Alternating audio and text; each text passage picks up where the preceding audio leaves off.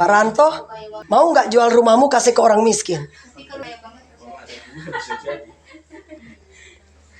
Saudara bayangkan ya, Tuhan yang bilang, oke, semua kamu sudah lakukan, tetapi satu yang belum engkau lakukan. Jual semua hartamu, berikan kepada orang miskin. Siapapun tidak mampu lakukan ayat ini. Sebenarnya pada waktu Yesus menantang dia untuk jual semua hartanya, berikan kepada orang miskin, bukan berarti dia harus jual rumahnya, mobilnya. Dia harus jual ladangnya. Semua yang ada padanya harus dia jual. Tetapi Tuhan Yesus mau lihat sampai di mana kualitas hatinya. Apakah engkau lebih mencintai hartamu atau mencintai Tuhan? Kemarin saudara saya berdoa. Tiba-tiba Tuhan katakan begini.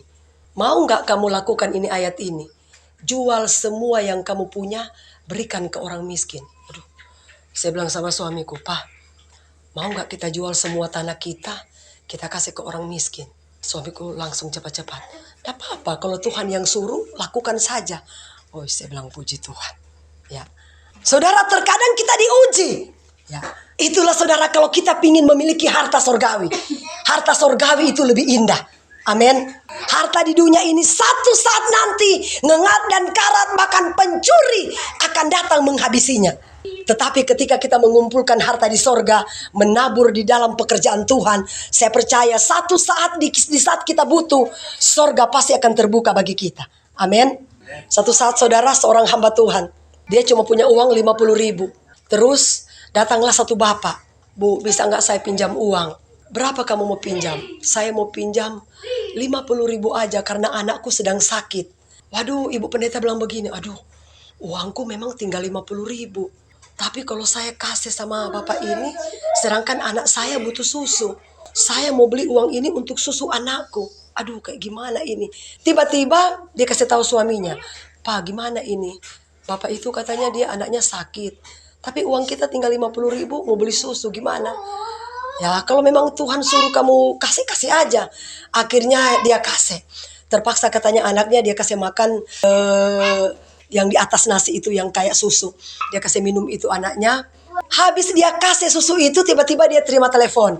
Halo Bu, saya mau pingin ketemu dengan ibu, tapi saya pingin jumpa ibu di jalan ini. Pergilah dia. Setelah dia berjumpa dengan seseorang yang menelepon dia, tiba-tiba orang itu katakan begini, Ibu, dari tadi malam saya nggak bisa tidur.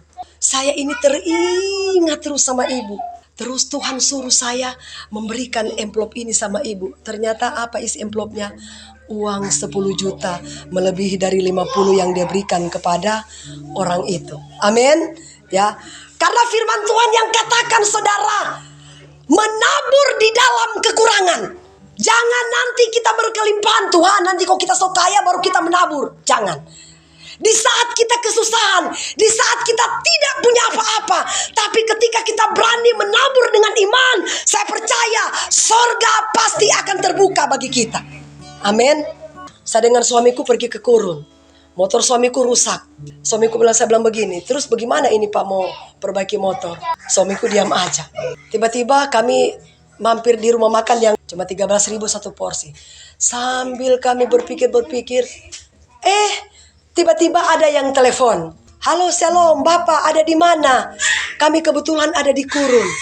Bapak, saya tergerak, tolong mintakan saya nomor rekening. Saudara, apakah yang Tuhan buat? Ketika anak itu mentransfer uang sesuai dengan harga motor yang kami bayar. Berikan tepuk tangan buat Tuhan Yesus. Amin. Itulah saudara kalau cara Tuhan menolong seseorang. Tidak ada perkara yang mustahil. Ketika hati kita diuji oleh Tuhan, ya, kemudian kita teruji. Saya percaya saudara, yang Tuhan minta sama kita bukan harta kita, bukan kekayaan kita, bukan apa yang ada pada kita, tetapi yang Tuhan minta bagaimana kualitas hati kita.